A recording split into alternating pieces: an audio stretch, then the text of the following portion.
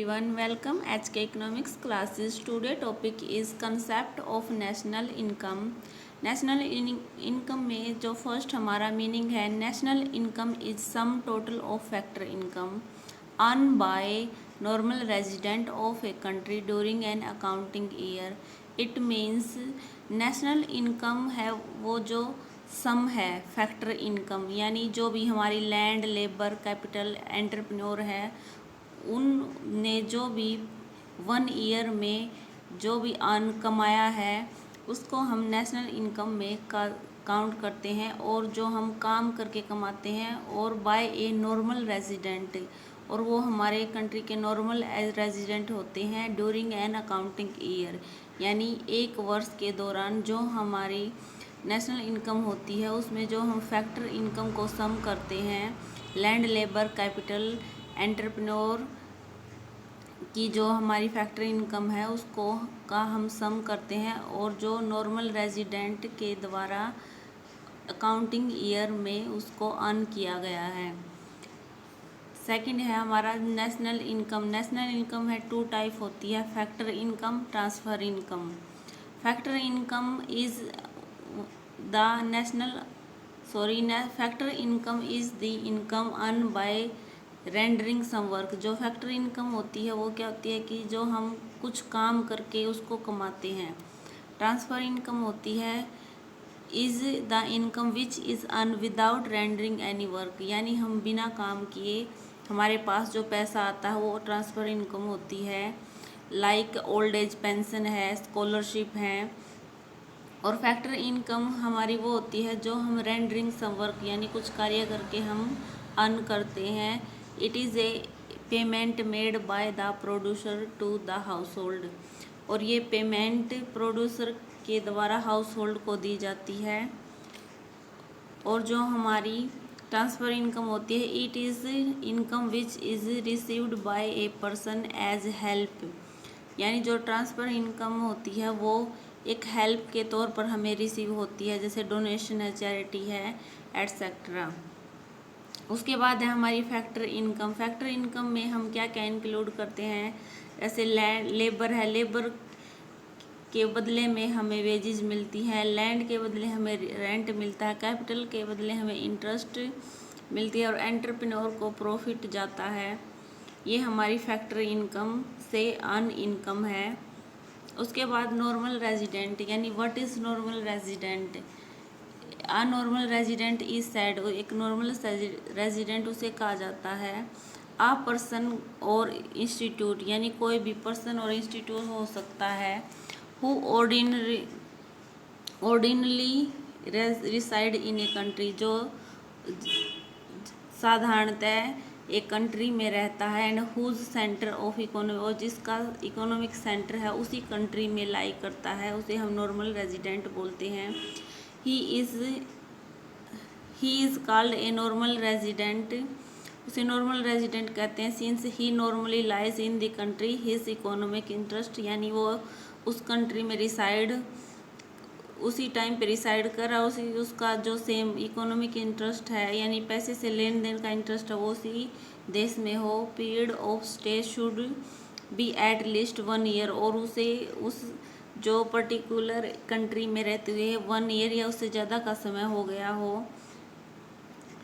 उसके बाद है staying for more than 1 year, having economic interest, यानी 1 साल से ज़्यादा वो रह रहा हो, उसका इकोनॉमिक इंटरेस्ट हो.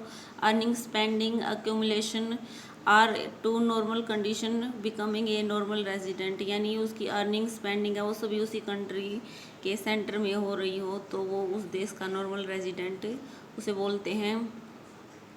फॉलोइंग पॉइंट्स हैं जो हमें नीड टू बी नोटेड है कि normal resident cover both, individual भी हो सकता है और कोई भी इंस्टीट्यूट हो सकता है. Normal resident include both citizen and non citizen. Foreigners भी हो सकते हैं हु रिसाइड, जो एक उसी कंट्री में रहते हैं और उन्हें रहते हुए 1 साल से ज़्यादा हो गया और उनका इकोनॉमिक इंटरेस्ट भी उसी देश में है. इंटरनेशनल बॉडीज़ हैं like World Bank, World Health Organization, International Monetary Funds are not considered, यानी जो इंटरनेशनल बॉडीज होती हैं वर्ल्ड बैंक है IMF है, वर्ल्ड हेल्थ ऑर्गेनाइजेशन है, वो हमारे नॉर्मल रेजिडेंट में कंसिडर्ड नहीं होते उस कंट्री के। In which this organisation operate by are treated as residents of international territory, यानी इनको हम इंटरनेशनल टेरिटरी में काउंट करते हैं। उसके बाद है द स्टाफ, जो इन बॉडीज़ में उस स्टाफ कार्य करता है, काम करता है, वो ट्रीटेड एज उसको हम नॉर्मल रेजिडेंट में काउंट करते हैं। In which the international bodies operates, यानी अगर IMF है वो बॉडीज़ इंडिया में है तो वो जो बॉडी है वो तो इंडिया में काउंट नहीं होगी, लेकिन जो उसमें जो स्टाफ है वो वर्क कर रहा है वो हम हमारी जो कंट्री के नॉर्मल रेजिडेंट में काउंट करेंगे, क्योंकि उनका जो खाना पीना है और इकोनॉमिक इंटरेस्ट है वो इसी है कंट्री में होगा, इसलिए उन्हें हम अपने नॉर्मल रेजिडेंट में काउंट करते हैं। For example international bodies like World Health Organization located in India, ये मैंने सेम एग्जांपल यहाँ पर दिया है, आप यहाँ से रीड कर सकते हैं। उसके बाद है नॉर्मल रेजिडेंट ऑफ इंडिया, यानी इंडिया के नॉर्मल रेजिडेंट कौन होंगे। सिटीजन्स हो सकता है या इंस्टीट्यूट हो सकता है। Citizens of other countries, other country के सिटीजन भी हो सकते हैं। नॉन सिटीजन्स हो सकते हैं। नॉर्मली रिसाइड इन इंडिया, जो नॉर्मली इंडिया में रह रहे हैं फॉर एक ईयर से ज़्यादा और जिनका इकोनॉमिक इंटरेस्ट उसी देश में है यानी इंडिया में है। Citizens of India working in, यानी जो international bodies like MF, foreign bodies like banks, enterprise operates, इनमें काम कर रहा है। Foreign embassy located in India, ये सभी नॉर्मल रेजिडेंट हैं वो इंडिया में इंक्लूड होंगे, यानी कोई foreigner embassy located in India है वो भी इसमें इंक्लूड होगी।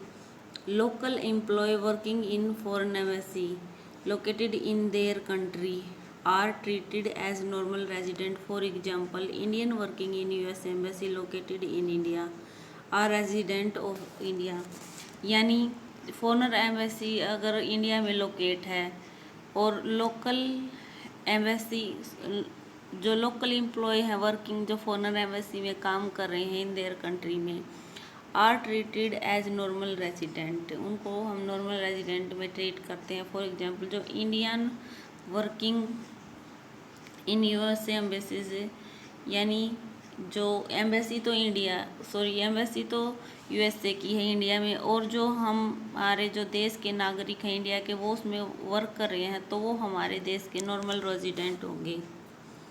उसके बाद है workers from across the border, यानी जो सुबह या वर्कर हैं वो जैसे नेपाल से भारत में आते हैं और शाम को वापस चले जाते हैं।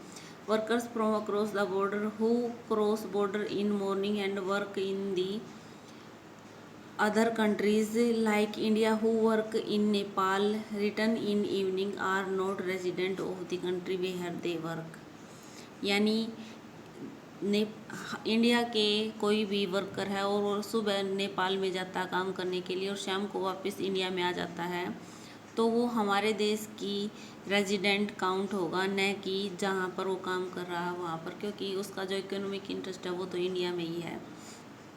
डोमेस्टिक टेरिटरी है वो क्या है, व्हाट इज़ डोमेस्टिक टेरिटरी। जो डोमेस्टिक टेरिटरी है वो एक geographical territory administrated by a government within which person goods and capital circulate freely.